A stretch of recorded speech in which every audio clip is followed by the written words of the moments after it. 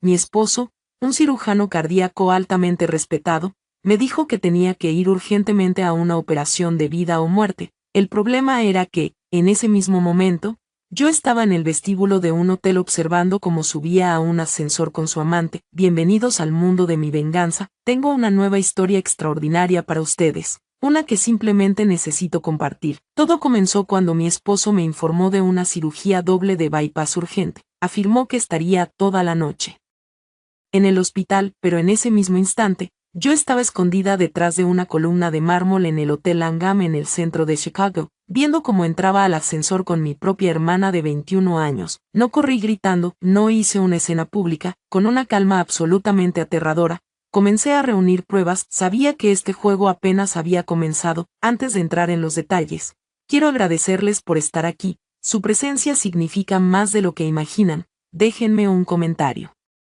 diciendo desde qué país y ciudad están viendo esto. Siempre me alegra saber quién está al otro lado de la pantalla. Recuerden que esta historia contiene elementos ficticios creados con fines de entretenimiento y como advertencia moral. Las velas en la mesa del comedor eran idea de Tatius. Siempre lo eran. Él mismo las colocó aquella noche. 3 velas gruesas color crema en candelabros de plata esterlina que habíamos elegido juntos años atrás en una feria de antigüedades. Cuando bajé desde mi oficina en casa, Tadeusz ya estaba sentado en la mesa, llevaba la chaqueta del traje puesta, una mano sobre la copa de vino, parecía el retrato perfecto de un hombre en paz con su vida. Te ves exhausta, dijo. No se levantó del todo, solo lo suficiente para parecer educado. Fin de trimestre en la empresa, respondí sentándome.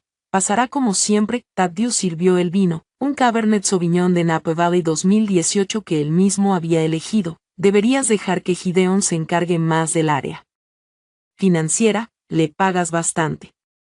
Prefiero supervisarlo todo yo misma, sonrió con esa expresión lenta, condescendiente, como si mi terquedad fuera adorable. Si solo supiera cuán proféticas eran sus palabras. El problema es que confías demasiado en tus propios ojos. Cuando mi mano tocó la copa, sentí como mi corazón golpeaba con fuerza contra mi pecho. No era miedo común, era el esfuerzo brutal de mantener el control cuando todo tu cuerpo quiere huir. No bebí. Me duele la cabeza, mentí. Marisol entró, yo ya había hablado con ella 3 días antes. No le conté todo, solo lo necesario. Ella me prometió que mantendría los ojos abiertos, y cumplió. La cena continuó con carne wagyu. Tadeusz hablaba animado sobre el hospital, el comité, los conflictos internos. Estaba en su elemento. Control total, pero yo ya no escuchaba, observaba sus manos, las mismas manos que habían estado exactamente 11 días atrás haciendo algo que yo aún no podía nombrar. El nudo en mi garganta era insoportable, pero no iba a llorar, no aquí, no frente a él, no frente a las cámaras ocultas. Él me tomó la mano. Deberíamos irnos a la costa amalfitana, y por un segundo, algo dentro de mí se rompió. No amor, algo peor. Recuerdo cuando esa mano era mi lugar seguro, pero ahora ese recuerdo dolía como una herida abierta. Me obligué a sonreír. Suena maravilloso. Él apretó mi mano con satisfacción, y quizá lo más aterrador fue eso, que no sintiera culpa, solo orgullo. Yo, en cambio, ya estaba contando los días. 11 días antes, vi la notificación de un cargo de $500 en él. Hotel Langham de Chicago. Me quedé mirándolo durante 11 minutos, luego salí. Llegué al hotel a las 8:47 p.m. Vi a Tadeusz cerca del ascensor, y vi cómo ella salía. Mi hermana, Cresa, 21 años, entró con él sin dudar, como si fuera algo habitual. No grité, no me moví, solo me escondí detrás de una columna de mármol mientras el mundo se me rompía por dentro. Cuando el ascensor se cerró, sentí como mi cuerpo colapsaba, como si ya no pudiera sostenerme, y entonces supe algo. Yo ya no iba a ser la misma persona. Subí más tarde al 6º piso. La puerta de la habitación 614 estaba entreabierta, y escuché 3 palabras, póliza de seguro de vida, y entendí que esto no era solo traición, era algo mucho más grande, más oscuro, más calculado. Salí de ahí sin hacer ruido, bajé al estacionamiento, me senté en el coche, y llamé a Alice Tister. Necesito tu ayuda. Mi voz sonaba estable, pero por dentro, ya todo había cambiado. Si quieres, envíame la siguiente parte, y continuó exactamente con el mismo estilo. No lo hagas feo, dije, tragándome el nudo que se formaba en mi garganta. ¿Es feo por lo que estoy diciendo o por lo que tú hiciste? Se quedó en silencio. Cuando volvió a hablar, su tono era más bajo, más controlado, como si por fin hubiera bajado la cabeza. Admito que lo manejé mal hoy. Ella no se sentía bien, no podía simplemente dejarla tirada en la carretera. Me reí. Así que a mí si me dejaste tirada en la carretera, no respondió. El anuncio de embarque resonó. Me levanté y tomé mi maleta. Son Yan Chen, deja de llamar, estoy embarcando. De repente entró en pánico. Ji-Jun-Soo, ¿te atreves a irte?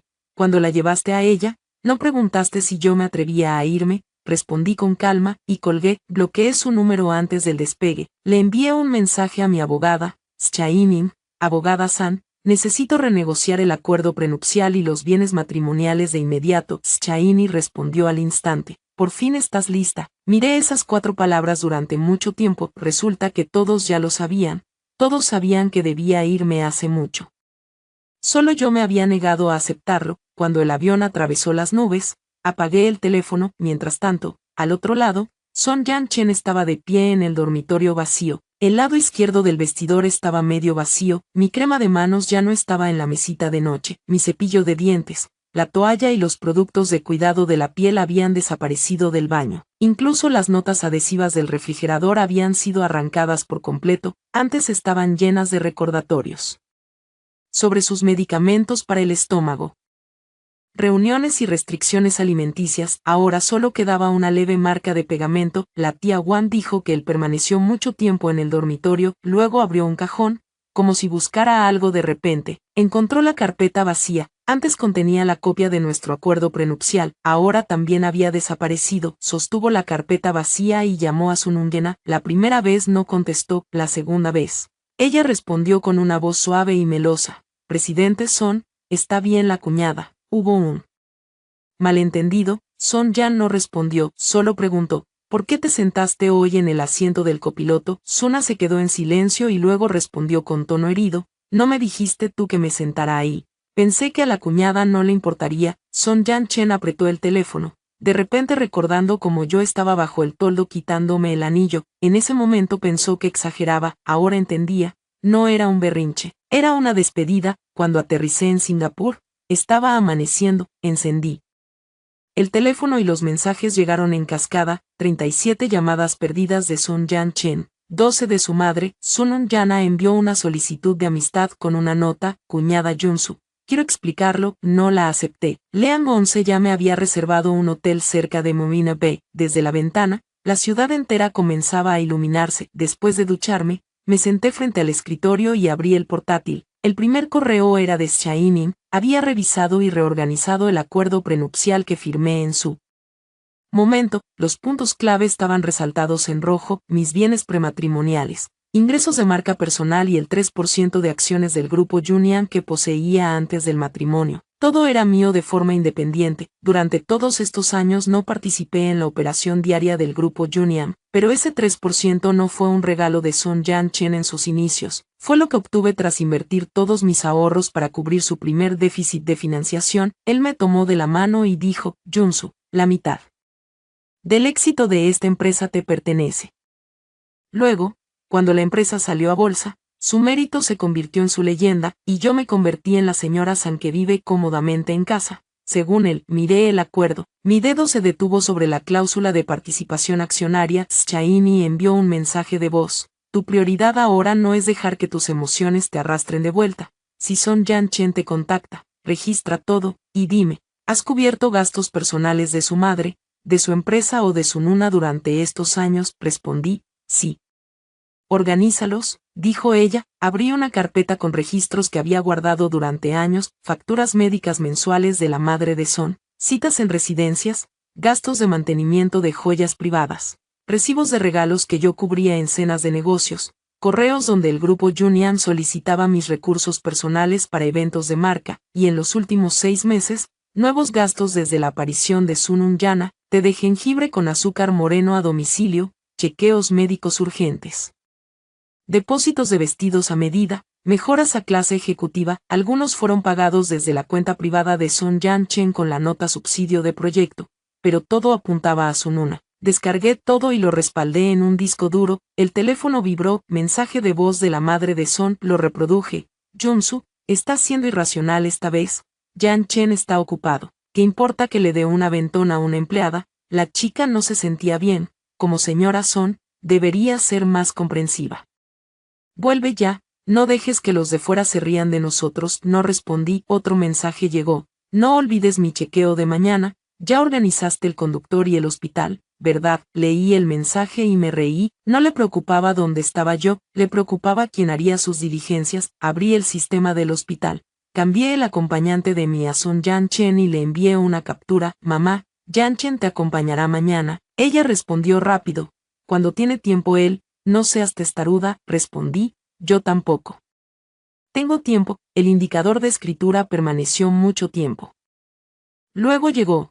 ¿Cómo te has convertido en esto? No respondí, no cambié de repente, simplemente recuperé la energía que había estado dando durante años. Son Yan-chen llamó desde otro número, contesté, su voz sonaba agotada. Sin haber dormido en toda la noche, ¿en qué hotel estás? Ve al grano. ¿Por qué cambiaste el nombre para el chequeo de mamá? Es tu madre. Pausa. Antes siempre te encargabas tú, porque quería. Ji-Jun-su, su tono se volvió frío. Tienes que convertirlo en un problema, me recosté. No lo convertí en un problema.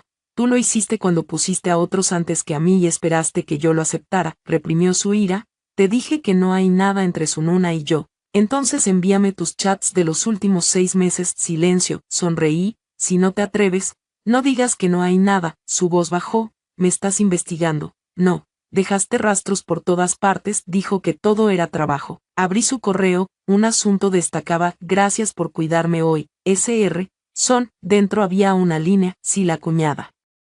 Jonsu lo malinterpreta, puedo explicarlo, pero en vídeo como la ama, leí la frase en voz alta, Son Yan-chen se quedó helado.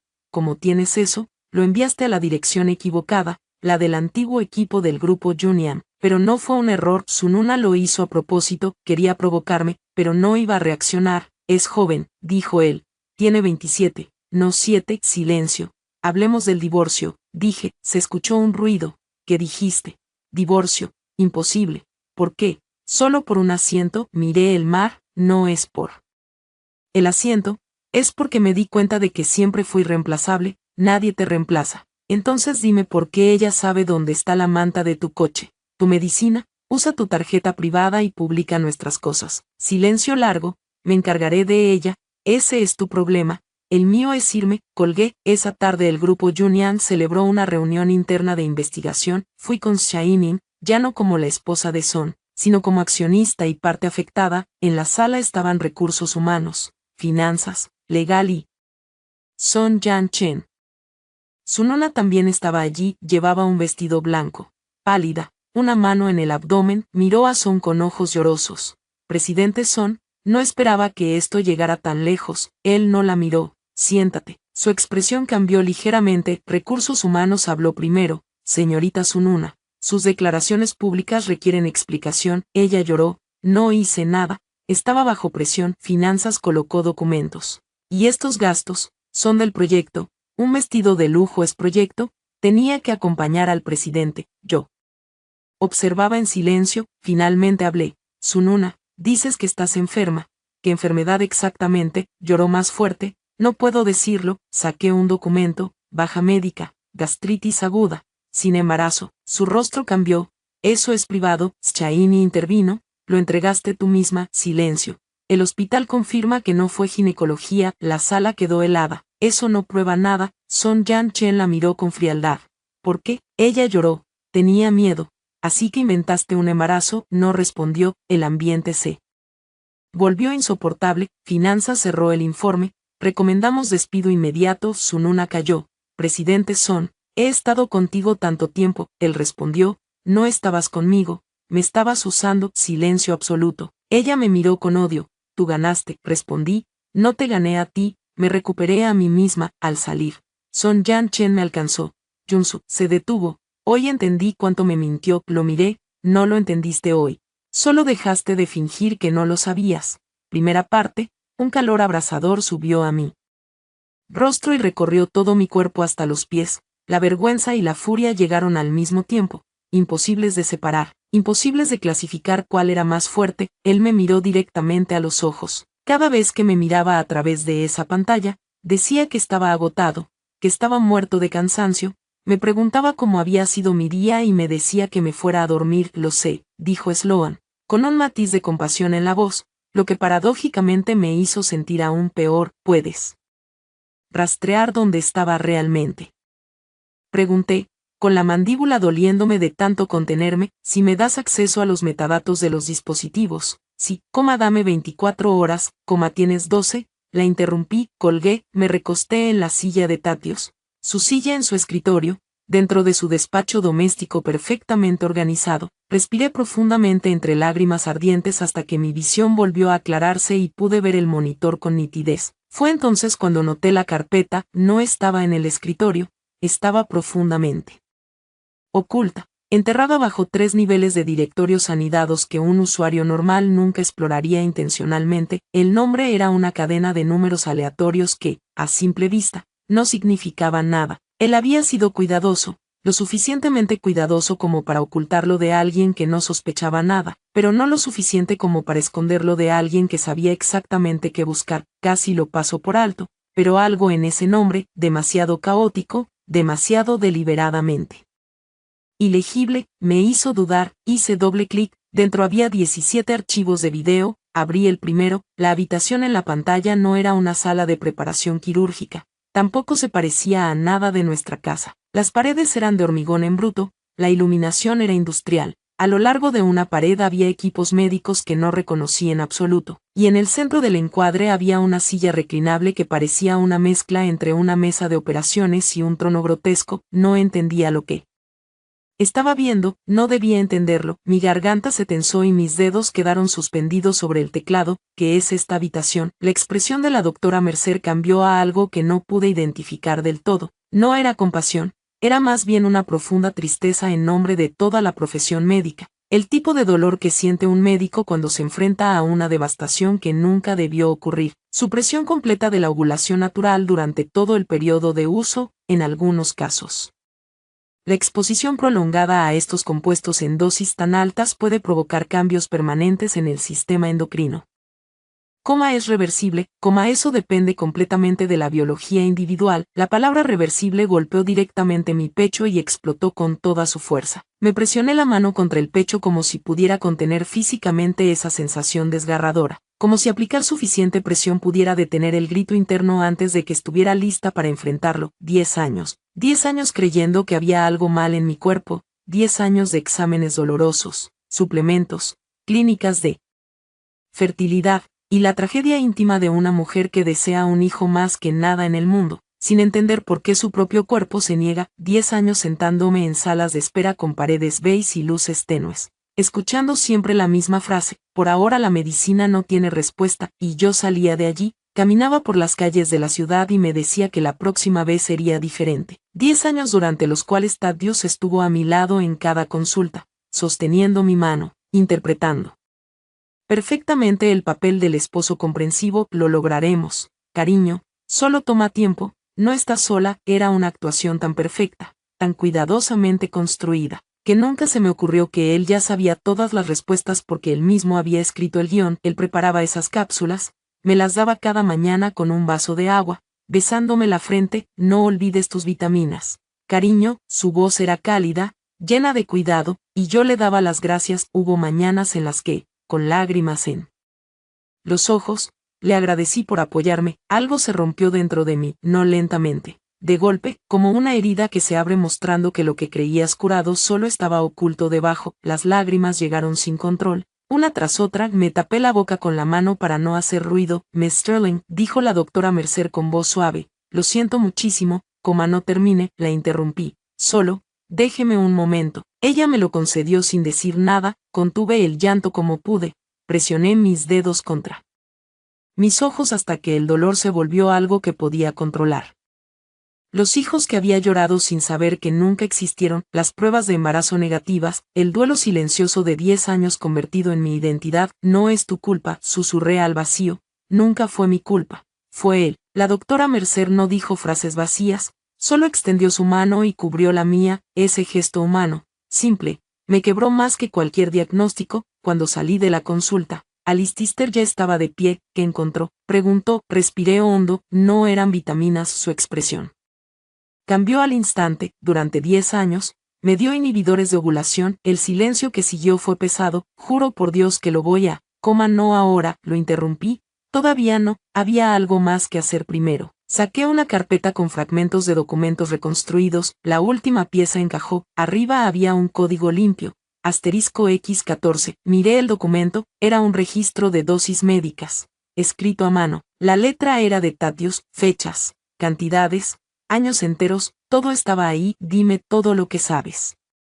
Sobre este compuesto, le exigía a Listister. Su respuesta llegó antes de hablar. Nada bueno, X14 no se consigue en ninguna farmacia. Mi marido resultó ser un cirujano brillante, pero un pésimo estafador financiero. Jueves por la mañana, Vanguard Apex Capital, 4 pantallas encendidas, el café estaba frío. Gideon, mi CFO. Tenía la expresión de alguien que había encontrado algo que desearía no haber visto. Alguien ha desviado $40 millones de tu portafolio conjunto en los últimos 22 meses, transferencias pequeñas, diseñadas para no activar alertas, y hacia dónde fue. Cambió la diapositiva, un mapa complejo apareció en la pantalla, 7 empresas fantasma, Delaware, sin actividad real, todas conectadas como una red diseñada para no ser rastreada. Al final de la cadena hay una LLC, dijo. Nombre, Gideon me miró. Clarence Holdings, pausa. El único propietario registrado es Lanoa Sterling. El aire cambió, no me moví, solo me detuve por dentro. Lanoa Sterling, mi madre. Me levanté y miré por la ventana de Chicago desde el piso 40.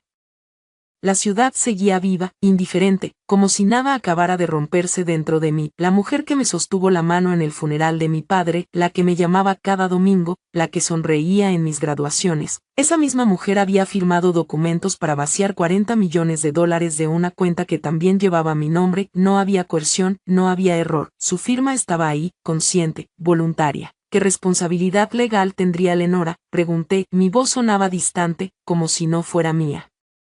Continuación en español, estilo narración YouTube novela romántica, si las SEC o los fiscales federales hubieran marcado esas transferencias antes de que las descubriéramos. La vacilación de Gideon habría sido suficiente para activar una acusación federal, dijo con cuidado. La cartera era conjunta. Su firma está en la documentación de origen del LLC. Ella sería el objetivo principal en el registro oficial. Me aparté de la ventana, la ciudad detrás de mí seguía avanzando, y yo también lo permití. Él quería incriminarme, concluí. Las palabras se sintieron extrañas en mi boca, no porque me sorprendieran.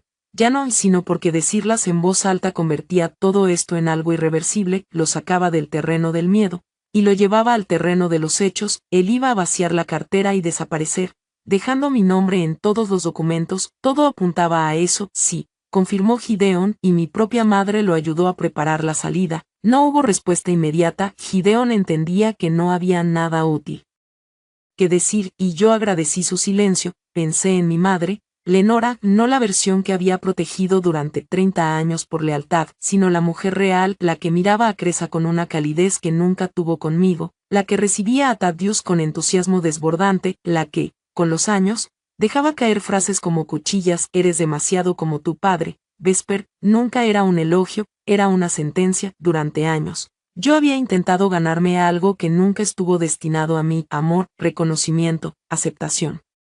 Trabajé más duro.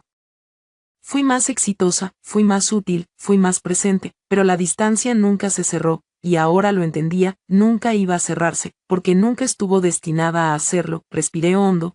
Escanéalo todo y prepáralo, ordené a Gideon. Cada transferencia, cada documento del LLC, cada archivo vinculado a Clarence Holdings y nuestra cartera conjunta, lo quiero cronológico y listo para revisión legal antes de terminar el día. Ya estoy en ello, respondió, y Gideon, me detuve en la puerta. Esto no sale de esta sala.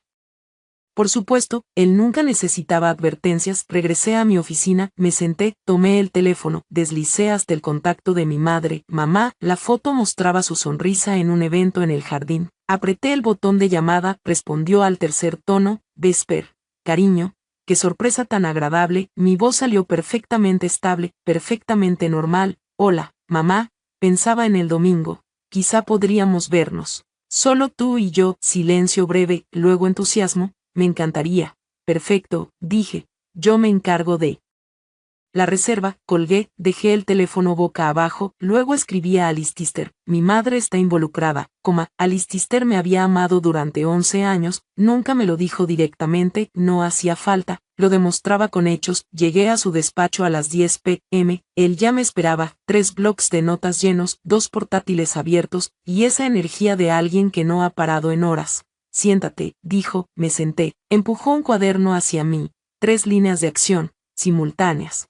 Criminal, empezó, intento de asesinato mediante sustancia tóxica, tenemos registros de dosis, análisis de laboratorio, testimonio de Marisol, vamos directo al fiscal federal, continuó, civil, fraude financiero, empresas fantasma, Clarence Holdings y participación de tu madre, injunction de emergencia para congelar activos, pasó página, tercero, divorcio, se presenta en 48 horas, me miró, esto lo destruye todo, su imperio, su carrera, su reputación, todo. Bien, respondí, Alice Tister me observó, y entonces dejó de ser abogado, ¿cómo te sientes realmente?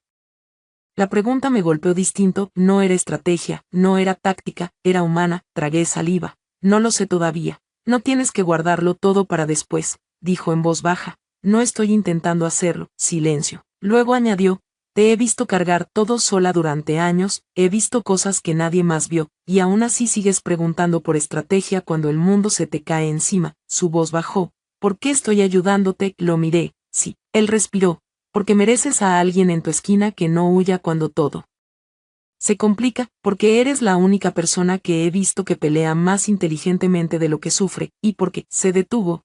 Eso es lo que hago. El teléfono vibró un número desconocido, 5 palabras, deja de investigar. No sabes en qué te estás metiendo, miré la pantalla, código de área de Chicago, zona de Gold Coast, mi madre, Alice Tister ya lo había entendido, ella sabe, dijo, o alguien le avisó, no, respondí, ella sabe. Puse el teléfono boca abajo, el hielo volvió a instalarse en mi pecho. Hablemos de Dr. Fisk, la operación del FBI fue autorizada, quedaban 13 días, yo iba a usar cada uno, la sede del FBI no era lo que imaginé, nada monumental, solo una sala de reuniones fría, fluorescente, funcional, la agente Delgado me observó con calma, empiece desde el principio, y yo lo hice, sin omitir nada, sin suavizar nada, cuando terminé, el aire ya no era el mismo, te lo explicaré todo cuando llegues, respondí, tragándome el nudo en la garganta. Solo ven, ya voy, respondió él, bajando aún más la voz, con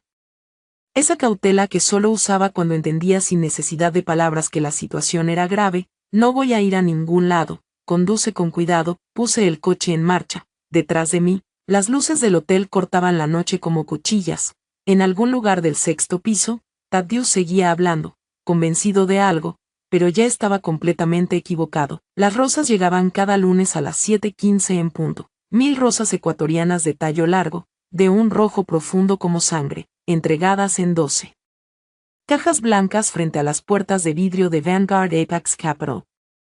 Antes incluso de que mis empleados llegaran a la oficina, durante 6 años había pasado junto a ellas sin prestar atención, como al horizonte de la ciudad. Pensé que siempre estarían ahí. Creía que eran un símbolo de amor, en realidad, eran solo una tarea automática programada en un calendario, lo descubrí un miércoles por la mañana, el día después de mi visita a Langum, sentada en mi escritorio con café frío y la pantalla llena de pestañas abiertas que no lograba leer, los terapeutas del duelo. Dicen que la traición llega en oleadas, lo que no dicen es que algunas de esas oleadas no son tristeza, son rabia sin salida. Creciendo en el pecho como algo que quiere romperte por dentro, necesitaba hacer algo. Así que empecé a investigar, encontrar la factura del florista fue fácil, estaba vinculada a la cuenta privada de Thaddeus. Con renovación automática desde 2018, llamé al número, buenos días, Rosewater Florals, ¿en qué puedo ayudarle? Buenos días, dije, consulto un pedido fijo, apellido Vance, un momento, sí, aquí está, 1000 rosas rojas cada lunes, renovación automática, desea hacer cambios. Cuando se realizó este pedido originalmente, déjeme revisar, en enero de 2018, y los textos de las tarjetas fueron subidos en febrero de 2022, todo está aprobado y pagado hasta 2030, apreté el teléfono. Programado, sí, señora, es muy común entre clientes ejecutivos. Muy conveniente, agradecí y colgué, luego apoyé las manos sobre el escritorio y me incliné hacia adelante hasta casi tocarla. Pantalla con la frente, 2030, las tarjetas estaban escritas antes incluso de que yo las leyera, cada mensaje manuscrito que me había hecho sonreír en los últimos años, pensando siempre en ti, porque mereces cosas hermosas, para mi extraordinaria esposa, todo había sido introducido en un sistema por otra persona, nunca las escribió él. Abrí el cajón de mi mesita de noche por pura memoria y saqué la última tarjeta. La caligrafía era perfecta. Claro que lo era impresión de un calígrafo profesional contratado por la floristería. Thaddeus no había escrito ni una sola palabra, sentí como me ardían los ojos. Marisol apareció en la puerta, llevaba una bolsa negra de basura, tensa, como si no quisiera tocarla. Señorita Vesper, dijo en voz baja, tengo que mostrarle algo, lo he guardado 2 semanas. Creo que ya es el momento. Pasa, cierra la puerta, la dejó sobre el escritorio, la encontré en la basura de la oficina del doctor, él la pasó por la trituradora. Pero no era corte cruzado, pude recuperar las tiras antes de que limpiaran todo. ¿Cuánto tiempo llevas observándolo, Marisol? Suficiente, respondió. Los hombres que creen que todos confían en ellos no suelen ser cuidadosos en casa. Bajó la voz. Lo siento mucho, de verdad lo siento. Abrí la bolsa, cientos de tiras de papel, las extendí sobre la mesa como un rompecabezas, algunas eran irrelevantes. Pero al fondo había 4 tiras que encajaban perfectamente, las uní, leí, encabezado médico, 2 caracteres, y una cifra, X14, Marisol, dije con una calma peligrosa.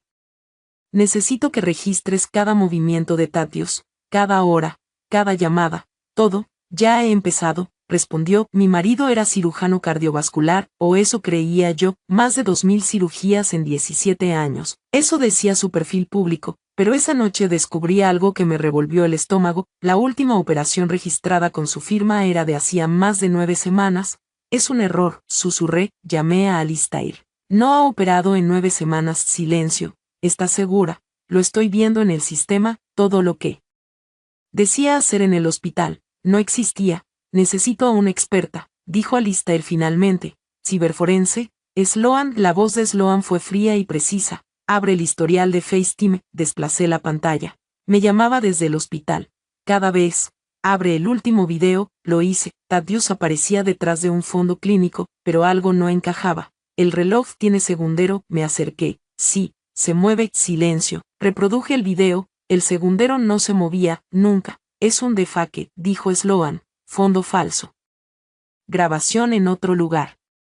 Sentí que el mundo se rompía. Cuando Fisk llegó a la oficina de Alistair, estaba temblando, dejó el dispositivo sobre la mesa. Está hecho, dijo, y entonces escuché la grabación, la voz de Thaddeus, la misma voz con la que había dormido durante 15 años. Asegúrate de que la dosis sea perfecta, no habrá segunda oportunidad. Silencio total en la habitación, algo dentro de mí se congeló, no era dolor, era decisión absoluta. Más tarde, los agentes llegaron, todo encajaba, grabaciones, correos, evidencias.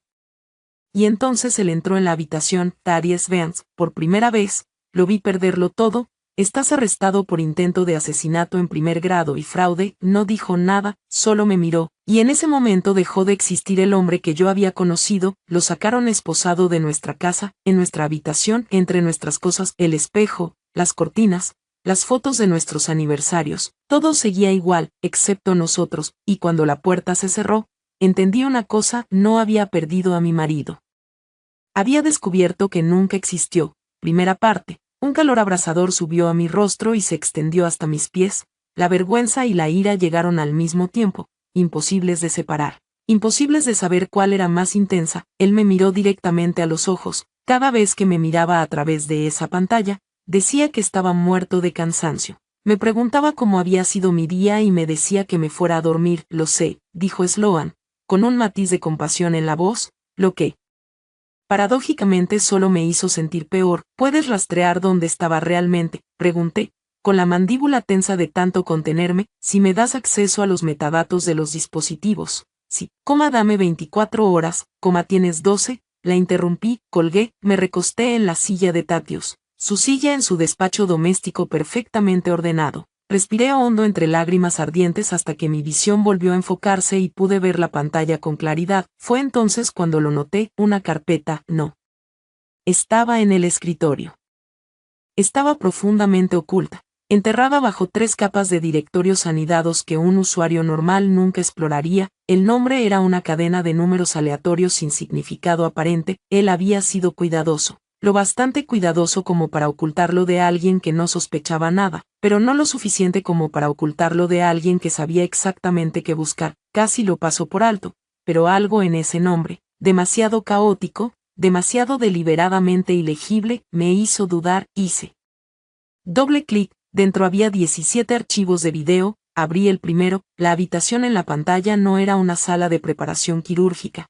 Tampoco parecía parte de nuestra casa. Las paredes eran de hormigón en bruto. La iluminación era industrial. A lo largo de una pared había equipos médicos que no reconocía, y en el centro había una silla reclinable que parecía una mezcla entre una mesa de operaciones y un trono grotesco. No entendía lo que estaba viendo, no debía entenderlo. Mi garganta se tensó y mis dedos quedaron suspendidos sobre el teclado. ¿Qué es esta habitación?, murmuré en el espacio vacío. Nadie respondió, pero ya había empezado a revisar los nombres de los archivos. Para nuestro 5º aniversario de bodas, Thaddeus me regaló un espejo. Dijo que lo había buscado él mismo durante 3 fines de semana, hasta encontrar la pieza perfecta, un marco italiano del siglo XIX en ogal dorado, cristal biselado. Lo colgué en el dormitorio principal y lo admiré cada mañana durante 4 años, sin preguntarme nunca por qué un hombre que delegaba todo encargo personal en su asistente había hecho tanto esfuerzo por ese regalo en particular. El experto en seguridad que envió a Listister encontró la cámara oculta en 11 minutos.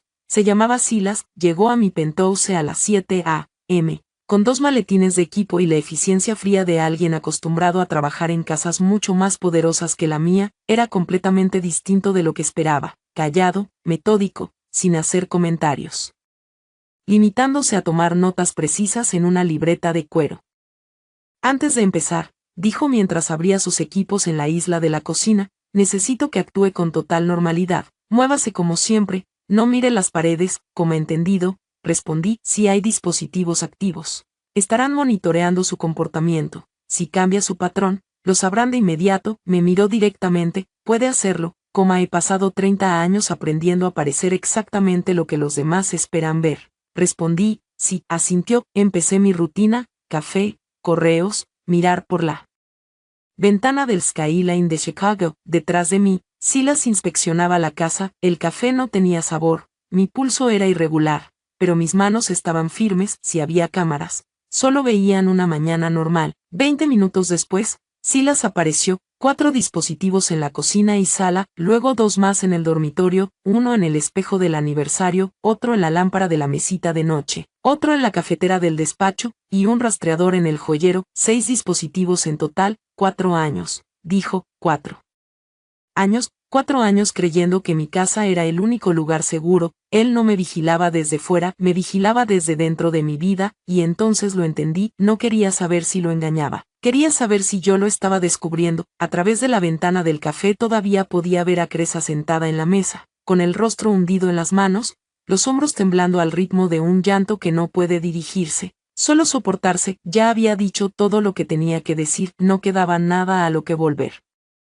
Mi madre pasó 30 años protegiendo a la hija equivocada, pero la ley no se preocupaba por sus razones. Listister me llamó a las 11:30 de la mañana del jueves mientras yo estaba junto a la ventana de mi oficina en Vanguard Apex Capital, observando el tráfico de la ciudad con esa indiferencia específica que solo las metrópolis reservan para las tragedias humanas. Esperaba la llamada, y al mismo tiempo la temía. El allanamiento se ejecutó, anunció en voz baja. Los agentes están ahora en su apartamento. Lanoa Sterling está siendo llevada para interrogatorio bajo sospecha de conspiración para fraude electrónico. El fiscal planea presentar cargos formales antes de que termine la semana. Apoyé la frente contra el vidrio frío por un momento. ¿Está bien?, pregunté. Me sorprendió hacer esa pregunta. Me sorprendió que aún pudiera hacerla. Listister guardó silencio un instante, no por duda, sino buscando las palabras. Estaba en casa cuando llegaron, dijo con cuidado. Abrió la puerta ella misma. La imaginé, mi madre, con su abrigo gris de cachemira y perlas, abriendo la puerta a agentes federales por la Mañana me pregunté qué expresión tenía en ese segundo, si estaba realmente sorprendida o si, en el fondo, una parte de ella ya lo estaba esperando. No voy a ir allí, dije con firmeza. Lo sé, respondió Alice Tister. Nunca pensé que lo harías, ella esperará que vaya, añadí tras una pausa. Cuando la realidad le caiga encima, me llamará y exigirá que vaya, usará esas palabras, familia, deber moral, como siempre, para hacer que mi ausencia parezca crueldad y no consecuencia de lo que hizo. Me detuve. No voy a ir, no tienes que hacerlo, dijo él. Su voz era firme, controlada. Ella tendrá que enfrentarse a las consecuencias de sus propias acciones. Lo sabía con la parte de mí que había sido entrenada durante 30 años para tomar decisiones frías y precisas, pero también existía la otra parte, la que se formó antes de la disciplina, la parte que solo quería ser vista por su madre, y esa parte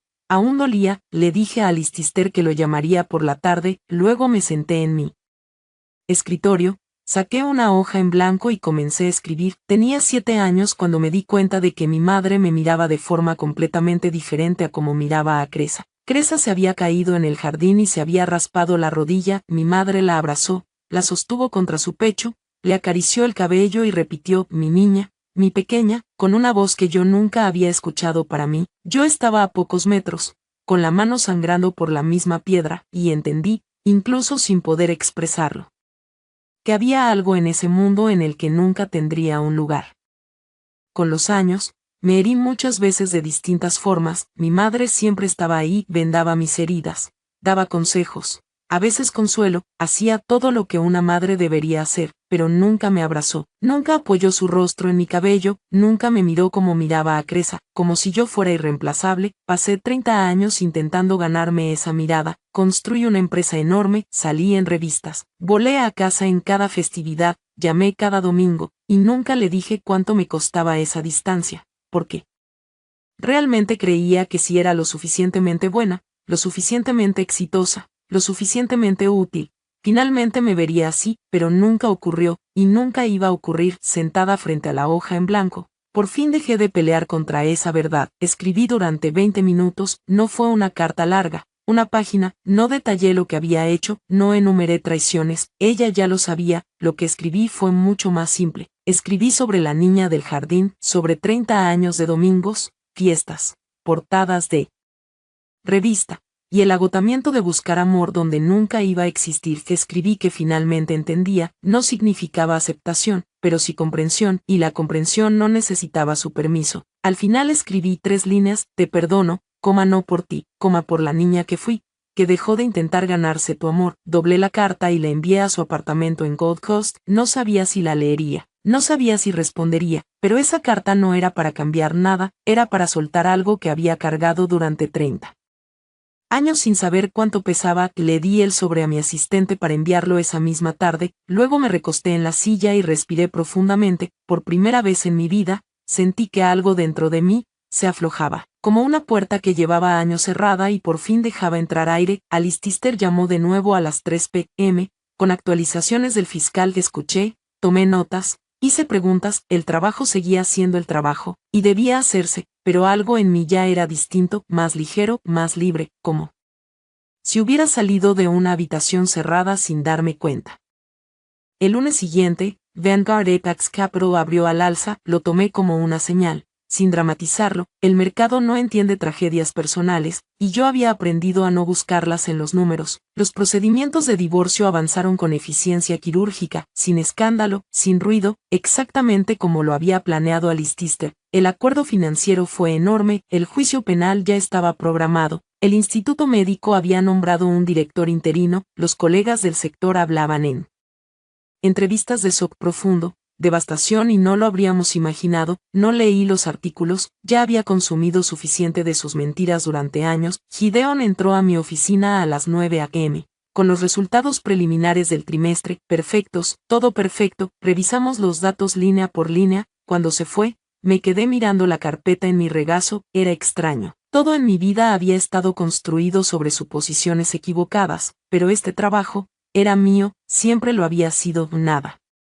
de eso me lo pudieron quitar. A las 11 a.m., Estaba junto a la ventana cuando entró Alice Tister, lo escuché hablar con mi asistente antes de que la puerta se cerrara, no me giré de inmediato, observaba Chicago. El lago Michigan brillaba bajo la luz fría, los puentes en la distancia, un helicóptero cruzando lentamente los edificios. No te pedí que vinieras, dijo detrás de mí. No hacía falta, respondí. Se acercó y se colocó a mi lado, no demasiado cerca, solo presente, como siempre. ¿Cómo estás?, preguntó. No era la versión profesional, era la real. Lo pensé con honestidad. Estoy cansada, dije, muy cansada, de una forma que va a tardar en irse. Pausa, pero me siento más ligera, siempre lo supiste, dijo él suavemente. Estabas en medio del infierno, y cuando pudiste verlo, luchaste. Me giré hacia él y lo miré de verdad, por primera vez en años, y entendí algo incómodo. No era que él se hubiera vuelto más importante, era que yo había tenido miedo de verlo. Alice Tister, dije, sí, quiero cenar contigo, no para hablar del caso, no para trabajo, solo una cena normal, contigo. Algo cambió en su rostro, alivio, calma, algo que llevaba mucho tiempo esperando. En Gold Coast, dijo con una ligera sonrisa. Conozco un lugar excelente, Bayou, repetí, y me reí, una risa real, por primera vez en años. ¿Sábado?, preguntó. Sábado, confirmé. Me volví hacia la ventana. La ciudad vibraba con vida bajo nuestros pies, indiferente, brillante, completamente ajena al hecho de que, en algún punto dentro de ella, una mujer estaba de pie en medio de una vida que ella misma había construido, dañada, reconstruida, reorganizada, pero completamente suya. Más que nunca, y por primera vez en muchísimo tiempo, decidía querer algo simplemente porque lo deseaba, sin estrategia, sin cálculo, sin interpretar un papel. La gente me pregunta qué le hace la traición de la propia familia a una persona. Durante mucho tiempo creí que te destruía sin remedio. Me equivocaba. La traición familiar no te rompe, te deja al descubierto, te arranca todas las ilusiones sobre quien te ama, por qué lo hace, y qué queda cuando todo termina. Y si prestas atención, en el fondo de esa tragedia, puedes ver la versión más pura y auténtica de ti misma que jamás habías conocido. No voy a fingir que el camino que elegí estuvo libre de dolor. La venganza familiar, la silenciosa, la que se reduce a estatutos legales y balances financieros, cuesta mucho más de lo que cualquier hoja de cálculo puede medir. Pero esto es lo que esta historia me enseñó. En el momento en que dejas de proteger a alguien que nunca dio un solo paso para protegerte, recuperas exactamente la parte de tu libertad que esa persona asumió que podía conservar para siempre. Si pudiera darte un solo consejo sería este: no seas como yo, no esperes años para ver la realidad con claridad, no confundas la lealtad ciega con el amor, ni el silencio con la devoción. Las personas que realmente te aman nunca te pedirán que desaparezcas para que ellas puedan ocupar tu lugar. No soy una mujer especialmente religiosa, pero la noche en que las esposas se cerraron alrededor de sus muñecas, agradecí a Dios en absoluto silencio, no por el final en sí, sino por la claridad que llegó demasiado tarde para ser peligrosa. La traición familiar no es el capítulo final de tu historia, y la justicia construida sobre la verdad, no sobre la rabia ciega, no es crueldad, es simplemente justicia. A veces, lo más poderoso que puedes hacer es decidir empezar a vivir bien. Si esta historia te ha tocado de alguna forma, me encantaría leer lo que piensas en los comentarios. Compártela con alguien que necesite escuchar estas palabras hoy, y si este tipo de historias resuena contigo, suscríbete al canal para no perderte la siguiente. Gracias de corazón por haberme acompañado hasta el final, y recuerda, las historias que compartimos contienen elementos ficticios entrelazados para provocar reflexión y conversación significativa. Si no es lo que buscas ahora mismo, no hay ningún problema, puedes seguir tu camino en paz y encontrar algo que conecte mejor contigo. Gracias por ver la historia de hoy. Si disfrutaste este video, por favor dale un me gusta y compártelo con tus amigos. Nos encantaría leer tus opiniones en los comentarios, así que no dudes en dejar tu punto de vista, y no olvides suscribirte a nuestro canal para más historias increíbles. Nos vemos en el próximo video.